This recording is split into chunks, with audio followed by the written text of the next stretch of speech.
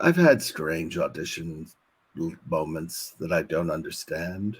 Um, like, you know, the show Spamalot. Hmm. It's Yeah. big on Broadway. So I was working and doing some Christmas show up in Toronto, like one of those pantomimes. And I got a call saying they wanted me to audition for Spamalot, the King, which was played Nice. by Tim Curry on Broadway, Hmm. King Arthur. So I sent them a tape of me singing the song and, doing some reading. And they said, come on down, but we can't afford to fly you down. You have to pay your own way. Uh, and get an apartment, but we'll get ride not an apartment, but a what do you call it, a hotel room, Hmm. and then we'll get a car for you to come downtown and get you back to the airport. So I said, okay. And I'd be auditioning for Mike Nichols, who is the director of the show and also Nice. a film Amazing. director. Yeah. Yeah. And so I go in, and it's just me on stage in the theater. I'd seen the show the night before. Then I'm on the stage. All the sets are there. One of the guys from the show, of a guy who's in the chorus, is doing the scene with me. He completely upstages me through the whole thing, like making everybody laugh, and they're just, and I'm just sitting there going, I could kill you. Just say the lines. Say the lines. Like, Right. we're not here to audition you, you asshole. Anyway, and so he kind of, you know, hung me out to dry on that. And then they said, well, sing the song. So I had to sing this song that I'd worked on, and they'd seen me sing it on a tape. And then Mike Nichols, after I finished, he said, you know what? You should probably get some singing lessons. That would really help you. And then I went home. And I was just kind of furious because I didn't fly down to New York to be told, you know what? You should take some singing lessons. That's my advice for you. Right. And Mm. I'm like, I already make a living doing this. I Right. don't need that kind of advice from you. You could have told me that over the phone, and I'd go, thanks, and then hang up, and I'd be fine. But I flew all the way down, and then everybody in the audition, afterwards was just looking like, I don't know. I didn't. The car's here. If you want to go back to the airport, it was just the Right. weirdest. But auditions are the most unnatural thing in the world. And what I kind of learned doing all auditions, I don't know if this is what the show is about really, but Hmm. This is great. Yeah, what we I want to hear it all. try and do is look at it. I don't know who told me this, but someone did, that it's your time. You know, you're there in the room. You take the time. It's yours. If you want to stop and start again, do that. You do it whatever way you want to do it. This is your time, not theirs. You know, and that makes it easier because you realize that being auditioning for things, you just go in and they kind of, you get to feel like, am I fat enough? Am I thin enough? Am I tall enough? Especially with television, where it's all so visual, and people just go, oh, he looks exactly right for this, and it doesn't matter what you do in the audition, or they've already picked somebody, and they're just making sure that they've got the right person. So you can't take it terribly personally. And I used to go and audition and then think about it afterwards, how I could have been better. Just do it. Take the part of your brain that had the stuff in it and throw it away, and go home and enjoy your life. If they liked it, you'll hear from them. If they didn't, don't beat yourself up about it. Right. But yeah, it's one of the hardest things in the world to do. I remember one of the worst auditions. I had to, I forget the company, but I auditioned for, Third Rock from the Sun, Oh yeah. that show. They were getting, John Lithgow was leaving the show, and they wanted to get someone to take his place. And so they brought me in to an audition, but the audition was in somebody's office at Fox Studios, like Fox Network, and it was just somebody's office, and people were sitting in chairs haphazardly around the room, and they said, "Well, show us what you got." And I'm like, "What do you mean?" It was, and I didn't do well, and I just left, you know, and I felt bad. But then you see, oh, they've cast William Shatner. I never had a chance of getting this role. Just let it go. You know, you didn't miss an opportunity. It's all fine. Because, especially in Canada, you find yourself going out for an audition and you go, geez, I hope I get this role on Star Trek. I mean, Discovery, it's going to be great if I got that. And you do your audition, and then you see the person they cast. Like, for example, I auditioned for an Andorian engineer who is a medical engineer, and then I see who they cast, and it's Tig Notaro. Oh, nice. And I go, am I fighting for roles with Tig Notaro? Is that what's happening in my life right now? Yeah, it's that like a Tig Notaro, Sean Cullen type. Yeah, you know, we're looking for a Tig, Sean, whatever. But, you know, a lot of time in Canada, they've already cast it, and they have to go through the motions to make sure they get their funding and everything, and then they'll just cast. So I'd say, oh, we can't find anyone as good as Tig. And then, you know, they cast what they want. So being a Canadian actor is really hard. Am I wrong? No, yeah, I think you're right. Yeah, I mean, it's hyper competitive to begin with, where 500 people are applying for a one-liner and only one person gets it. And it's a one-liner. Yeah. And why do I even care? Like, the only reason you're doing it at that point is for the money. No one's going to care. Like, I auditioned for a show. It was a Canadian show. And it was for a security guard. He had a few lines. He had a name. Nice. And then they called me back and said, oh, we liked your work, but the role went to somebody else. So we have another role we'd like you to do. It's called Man with Neck Brace. And I said, oh, that sounds meaty. What is it? And it was a guy doesn't speak, but just somebody makes a noise, and he's wearing a neck brace, and he turns his head, so they find out he's doing insurance fraud. Gotcha. And I just thought, I said, you know what? No. I turned it down just because it just makes me mad. Right. And then that they're making me audition for it. Like, I've worked for 30 years. You're going to make me audition for Man with Neck Brace? You can't figure out if I've got that range to do Man with Neck Brace? Do I have to come in and show you? And so I put it up, but this is Canada. I put up on Twitter, I think I've ruined my career. I turned down Man with Neck Brace. It kind of explained a little bit. And then immediately another actor goes, you should have taken the job. And I'm like,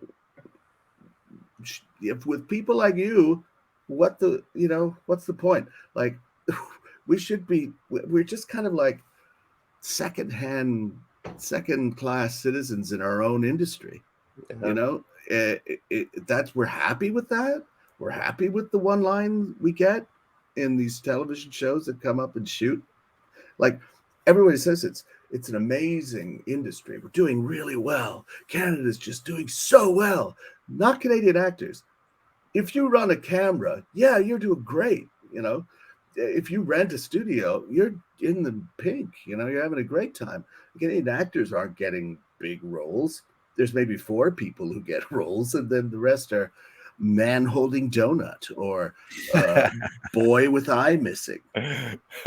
Anyway, I don't mean to sound too bitter, but no. I mean, I think there's a lot to what you're saying. Earlier you mentioned not getting in your head too much about it. Like, do your work and then walk away. That's something that we always talk about here. Like, put the prep into something, but once you audition, there's no point ruminating on it. Yeah. That's certainly true. And there's also something empowering. It's different strokes for different folks. There's a difference between you having to audition for something like that after 30 years versus someone who's fresh out of film and TV I school. know. Like, which is fun because for you, like, yeah, say no to that. Why it is insulting, but then there's other people who would be like, oh my God, I'm the fucking neck brace guy on this show. This is the best thing ever. And there's a time and a place. There's a time and a place for that. I think when you start your career, do anything, do everything you're offered. Like, you'll learn something, you'll meet people, you'll make connections, all of those things. Like, just do any show, do any small part, do everything. But this is the problem in Canada in a lot of ways. It never gets better. Like, there's for very few people, there's an upward slope, but no one, you can't negotiate. Like, I've been doing this for like 35 years. I can't say to them, I want double scale. They'll just say, no, actually, we'll give it to that guy because we don't give anyone more than scale. Like, and you'd never get a raise. Nothing ever improves. Like, in fact, you get things taken away from you as time goes on. It gets weird. Like with writing, I used to write animation scripts. The first animation script I wrote, I made $10,000 for a 22-minute script. 20 years later, I was still making that. Nothing had changed. And then we negotiated a new deal, our union, and we made $8,000 a script after that. And you're just like, what is happening? I think you got that backwards. Yeah. And they were proud of this, that they've achieved this. And I'm like, what has happened? We just got hosed. But that's, a friend, oh God, this is terrible. I keep sounding miserable, and I don't mean to be. If I'm being an ass, just let me know. No, I think this is important. Yeah. Dave, I would also like to, given that you've been in the business so long, you've probably thought of things that would help and that would change things. Is it a money thing? Is it just a regulatory thing? Is it a government thing between the US and Canada? What are the solutions you think? Well, I think we prostrate ourselves to get American dollars into the industry. I think we make sure they have every cut and every tax break and everything like that. And then we put a stamp on it that says this is a Canadian production, but it's not. It's like, there's no way Star Trek Discovery, for example, is a Canadian production. It is an American show on an American network. It's not, for Canadian consumption. Mm-hmm. And there's a lot of things, but we're a small industry. We don't have a lot of people. We don't have a captive audience. Like in Australia, you're in Australia. You're far away. That whole entertainment world burgeoned out of not having anyone come to entertain you because you're so far away. Like 50 years ago, you had to make your own fun. And we've always had America telling us what entertainment is. Right. Or, what movies are. And we're trying to get our cut of that and money, and tax breaks mean that, we have to have a certain number of Canadians in the show, but we just allow those strictures to just soften over time, and we keep giving up a little more and a little more. And like Rudolph the Red-Nosed Reindeer, that Christmas special that is it's ran 1,000 years, a million times a year. Yeah, like the claymation version one. Yeah. Burl Ives was an American actor, so he got paid as an American actor scale. He was the snowman, and he got residuals, and he made millions off of that show. The guys who played Rudolph, the dentist, Elf, every other character were all Canadian voice actors who got paid a few $100s and bought out, and they made nothing. for the rest of the time that thing has existed. Wow. Are we less talented? Do we deserve less? No, but that's what we got. And we just keep, it's hard. I mean, it's a huge American business. It's a huge American weight of entertainment business. And Canada, you keep trying, you're just trying to fight your corner as best you can. But I think a lot of the times we give up. We feel like I'll put it back to the guy telling me, do the neck brace job, right? There's always someone who'll do it for nothing or do it for less. And we've Right. turned that into a national behavior. You know what I mean? Like you always think, oh, if I get this, I'll get something better. Like it's good exposure or whatever. And you're like, well, for what? Because then you won't get a raise anyway in 10 years. So exposure's exposure. What does it matter? I just sound bitter, but I've had a very good time, Right. But I've been on both sides of like an American work and American networks and see how they do it. And in Canada, it's a public service, in a weird way, to making Canada is about producers. It's not about talent. It's about people getting money from government funds to make TV. And we end up making Canada's greatest, amazing race, Canada's drag race. Right. Like we don't make things that are real or new, but we're doing franchise stuff. But then, the CBC does make shows, right? But they're all so niche and they feel like they're the only ones who have anybody, they can be a voice for less represented people. So now, a lot of the shows, good for them, but I don't really relate to a lot of it anymore. I'm an old white man and no one likes me. Like now when I go and audition for anything, it's always angry white man who's going to be taught a lesson by the end of this episode. Right. It's never a real person anymore. And you could say the same things about 50 years ago, how people were portrayed as minorities. But I just want to know why it has to completely flip. Why can't we just kind of go, oh, now everybody has things? Isn't that great? Isn't that cool? No, it can't be that way. Anyway, I'm just being a bitter old white man. Get off my lawn.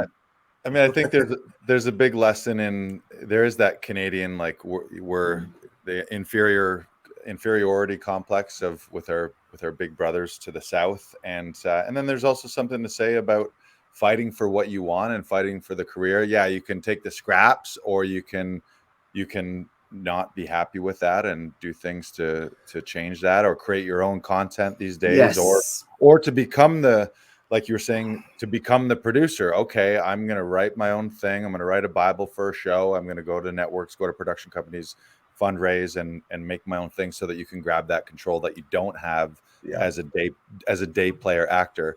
I will interject though. You said that you're an old white man that nobody likes you. You are beloved.